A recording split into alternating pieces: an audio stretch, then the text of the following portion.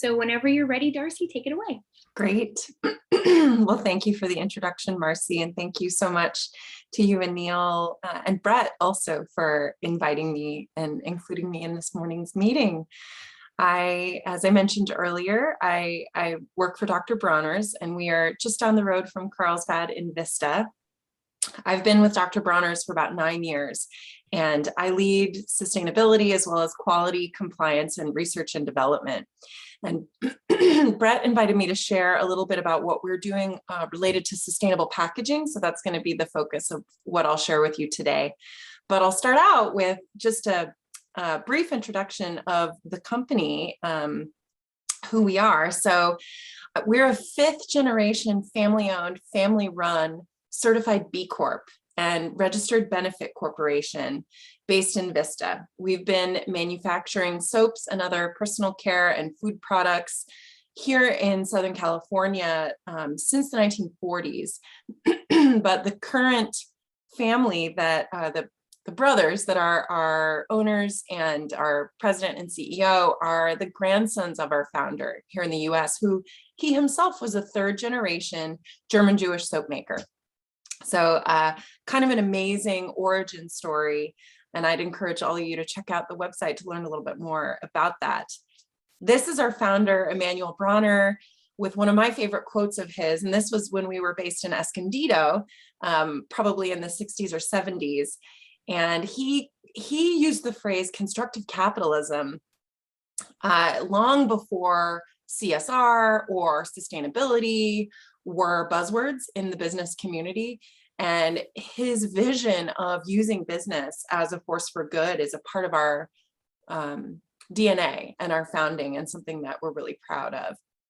These are our products today. Many of you are probably familiar with the blue peppermint Castile. That's kind of our flagship product. And that's what Dr. Bronner initially brought to the US back in the 40s when he fled Nazi Germany.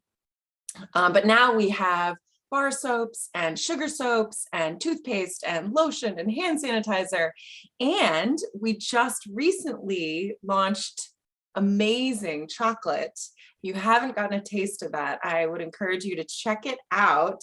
It's available at Jimbo's and Sprouts here in San Diego County and at stores nationwide. So what's a soap company doing making chocolate? The answer is trying to save the world. That's how we roll. So I can share a little bit more about that story if we have time. But I want to turn now to sharing a little bit about our packaging journey. So you may not know that Dr. Bronner's pioneered using 100% PCR plastic for our Castile soap bottles back in 2003. So we were the first company that I'm aware of in the US of any beverage, cleaning, personal care, any type of consumer product to use 100% PCR plastic. And we're really proud of that fact. We did it at the time when the quality wasn't so great, and we were still committed to it. That was one of David Bronner's initial really big changes to the company when he took over. And yet that was almost 20 years ago. And it's time for us to continue to be responsible for our packaging choices and try to lead. This is a graphic from the Ellen MacArthur Foundation, and they're a leading think tank and research organization founded by Ellen MacArthur, who's an amazing individual in her own right.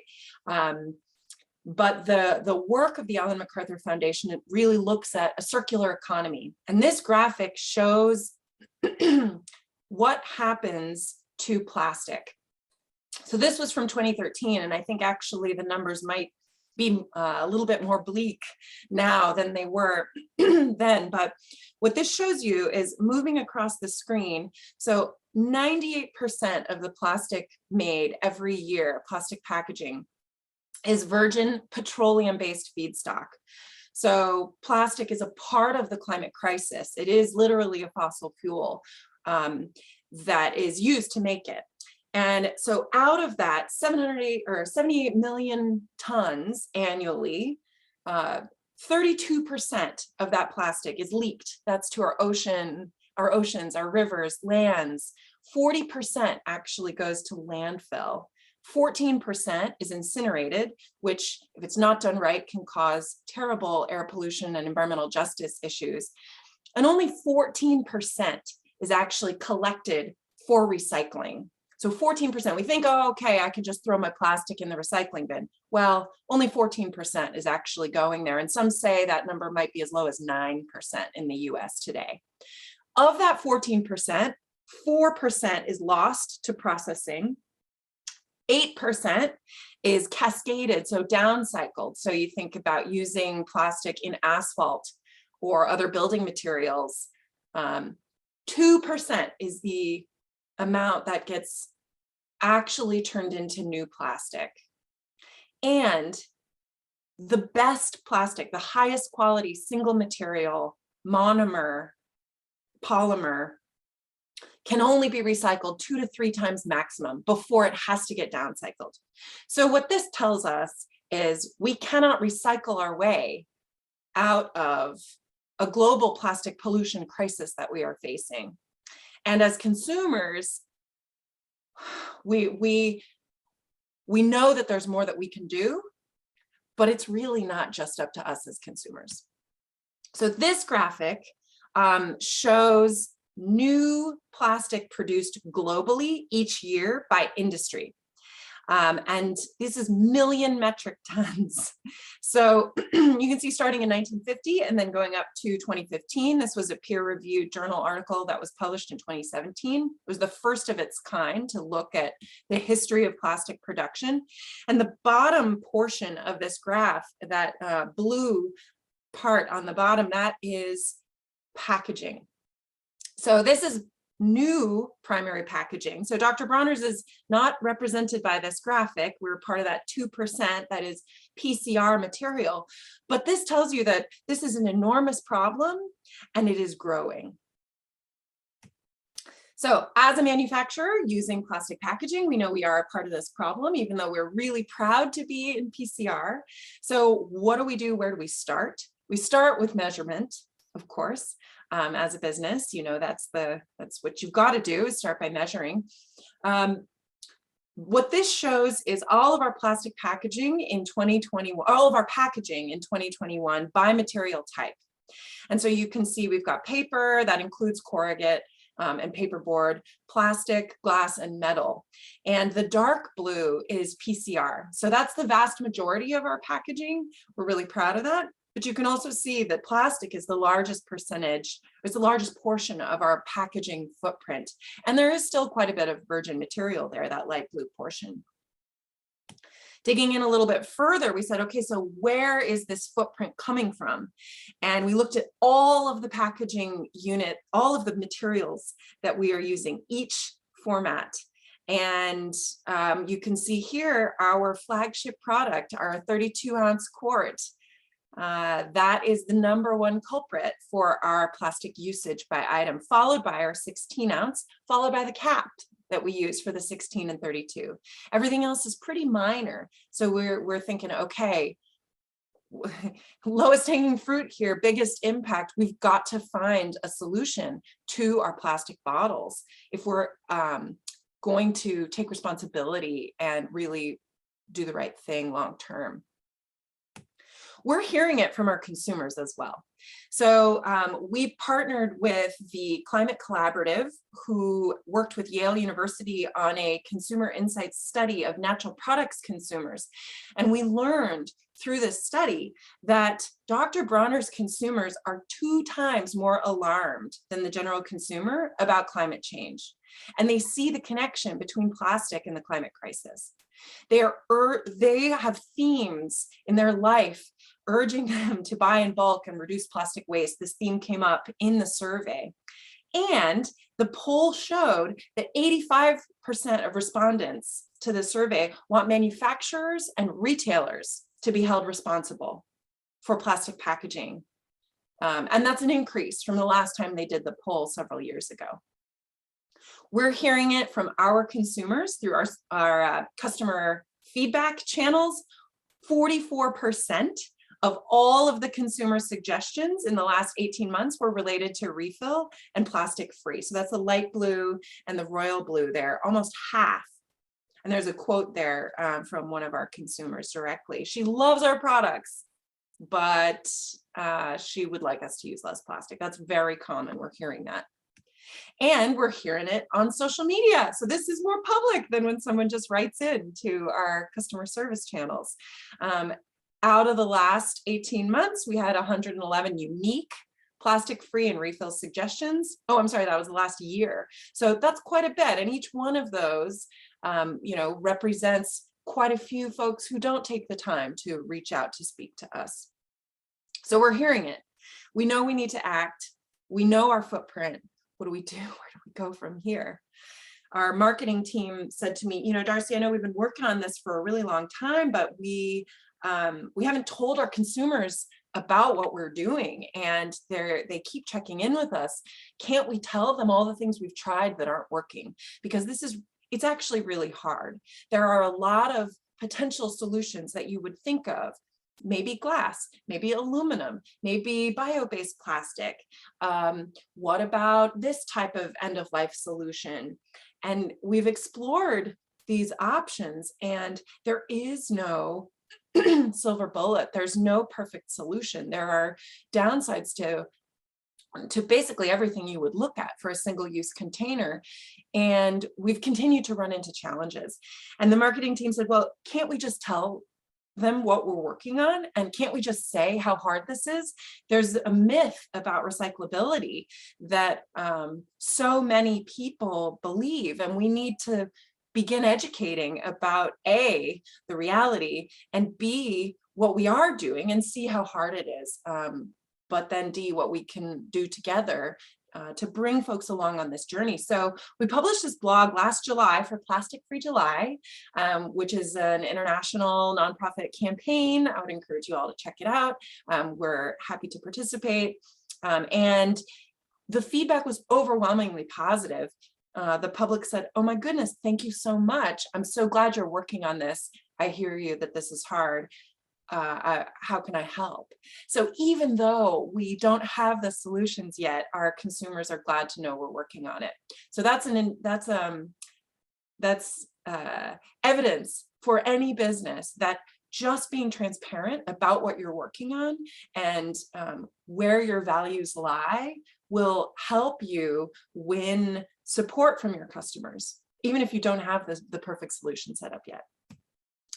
But we said, okay, so here's what we're gonna do. Here's how we're thinking about it.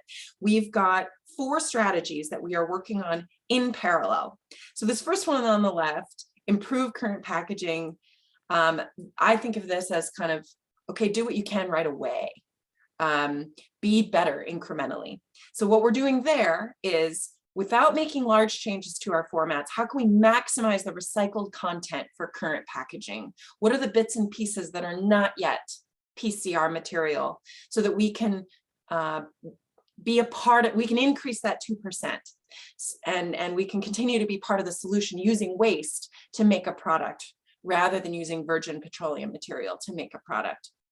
And then we know recycling is not the be all and end all solution, but it's still a good thing.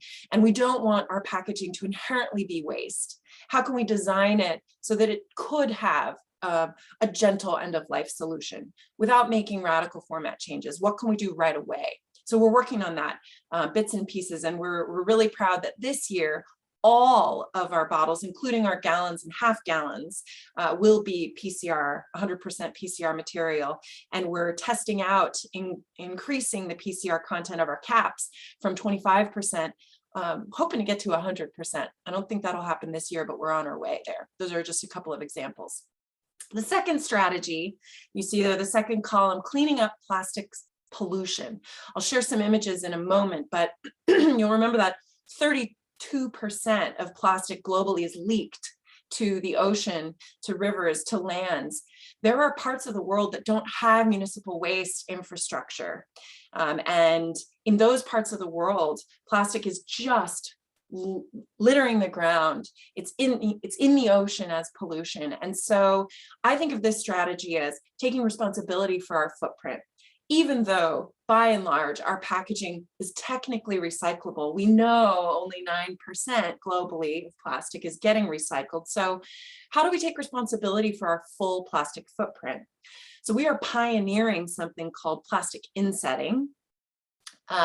And you think about like a carbon offset. You could purchase the equivalent amount of carbon that you emit in the world. You could purchase to have that offset by, for example, trees planted. So plastic, you can also purchase offsets and have the equivalent weight of plastic that you emit be collected. Now we are choosing to do what we're calling insetting, the difference being that that plastic collection is from within our own supply chains. So we have partners in the global south in communities that do not have municipal waste collection programs and infrastructure. And it's in those communities, we're starting with where our palm and our cacao for our chocolate come from in Ghana, to clean up the plastic trash in those communities and divert it from incineration or landfill and stop it from being pollution and put it into asphalt to pave roads in Ghana. So that's our second strategy, is taking responsibility and taking a hard look at plastic pollution where we can make a dent. The third is policy advocacy, because we know in the grand scheme of things, we are still a fairly small business. And even if we move out of single-use plastic entirely, move out of plastic entirely, which we also know isn't going to happen right away, we're still just one company. And we need to make this easy for all companies to do the right thing. And then when consumers do the right thing, for that material to go to the right place. So we need better extended producer responsibility, better recycling infrastructure, better composting infrastructure, and that will take policy. So we're advocating for a couple different policy vehicles right now in California. SB 54 is right now working through the legislature. Senator Ben Allen has written this bill, and we're seeing if it will pass. We've got about a couple of weeks here before that bill would need to go to a different part of the legislative process. And so we're supportive of that. There's a ballot initiative that'll be on the California state ballot this November. We're really supportive of it. Related to climate policy, I'll put in the chat at the end of this an opportunity for all of you to sign on to a letter to Congress and the Biden administration to support bold climate action at the federal level.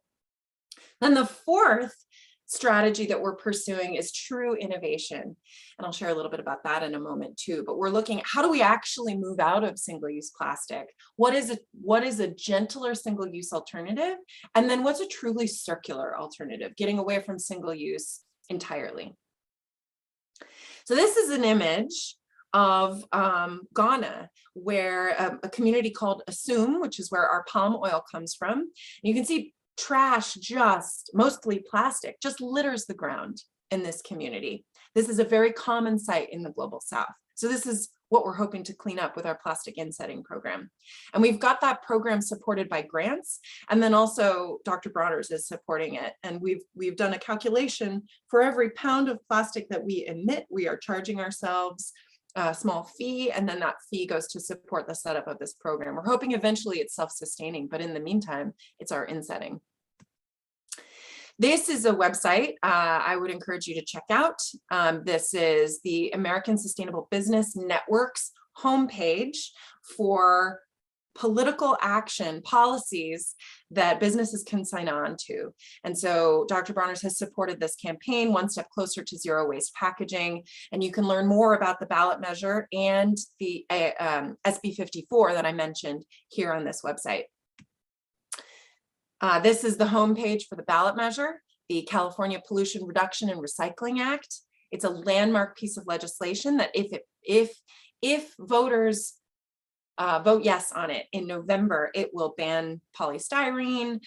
It will levy a small, like a penny tax, basically, on producers of plastic, so not on consumers. It will incentivize manufacturers to use more gentle materials, because the tax reduces down to zero if your materials are gentle on the planet, end of life, and as well as upstream in your footprint. And the money raised will go to support construction of better recycling and composting infrastructure, as well as ocean cleanup and another environmental remediation, with 40% earmarked for communities most impacted by environmental pollution. It's the most progressive and effective policy vehicle we've seen globally for addressing the problem in a circular way, and has a wide support network. This is a blog post where you can read more about why we're engaging in these two policy advocacy opportunities. So looking at our packaging for that fourth column, innovation, how do we move out of single use? We've been exploring these four options compared to our current PET. And I just noticed the time, it is 8:32. So Marcy, am I out of time? You're technically out of time, but we actually started a little late. So let's just give you about 5 more minutes to wrap up. And I know Okay. there are some questions in the chat. So if we run late, we'll wrap up without taking too long with the Q&A. Okay, great. Thank you. All right, so we've been exploring these different options to try to figure out how do we meet consumers where they are with a single-use option that's gentler.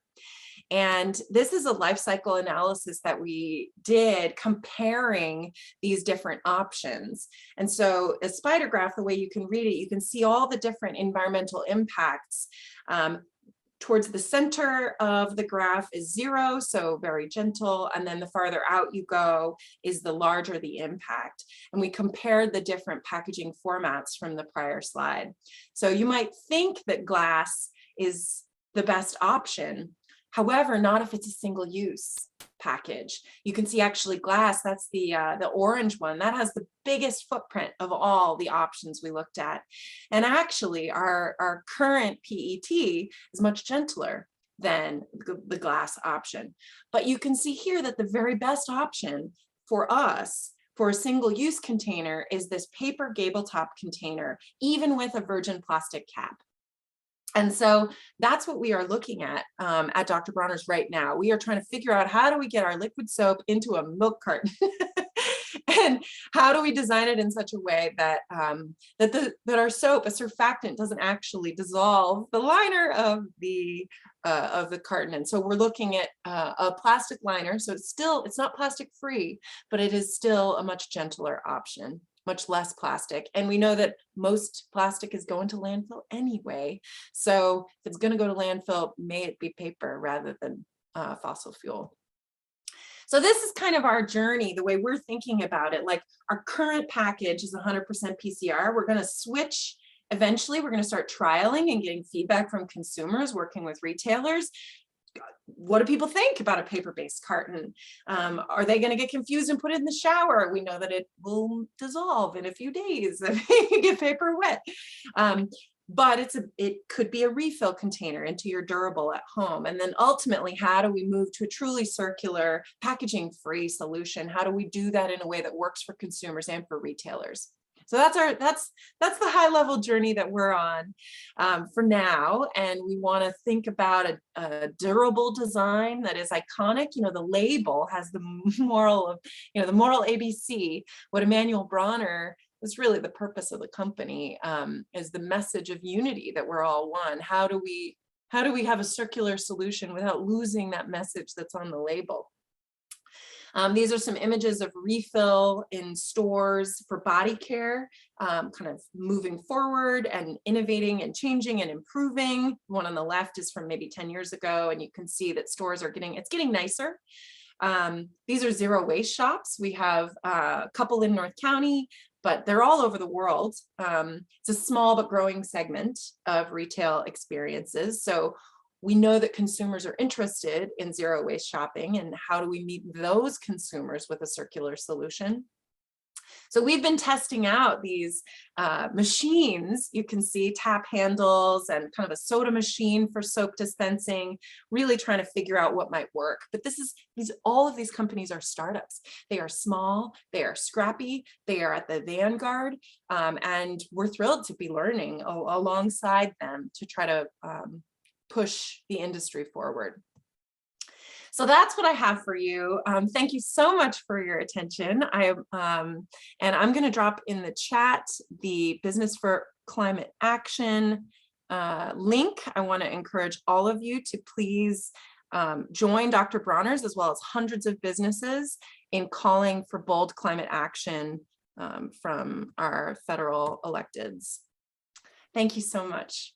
Thank you, Darcy, for putting that in the chat. And if you're not following Dr. Bronner's on social media, they have a really great social media account. So that could be your homework for the day, in addition to this plan. And then we have a few questions in the chat. Does anybody have a question that can be answered in 30 seconds or less that they want to propose to Darcy? Yeah, I've got a question. Do you feel like you're leading the charge for Procter & Gamble? What did you say? Do you feel like you're leading the charge for Procter & Gamble? You know, there is good work happening in many places, and some large companies are working on innovation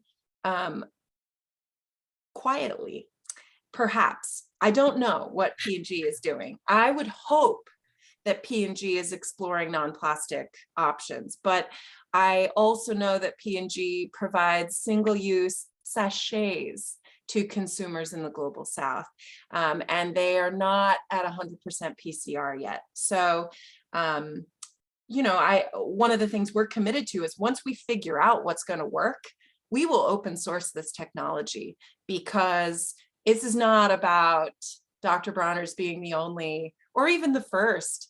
You know, we just want this to work in the marketplace. So hopefully P&G will join us in this plastic-free journey. But yeah, you know, it's much cheaper to make materials out of virgin petroleum because of subsidies. And Darcy, I know that palm oil gets a bad rap when it's not sustainably harvested. I know that's a key ingredient in your product. Do you have any talking points on that? Yeah, absolutely. So it's not the plant or the crop, it's how it's grown. And palm is an incredible material, which is why it's in so many products, food to beauty care to body care, cleaning. And what we have been doing is growing palm in a way that is regenerative, organic, and fair trade. That's our one of our flagship sister companies, actually.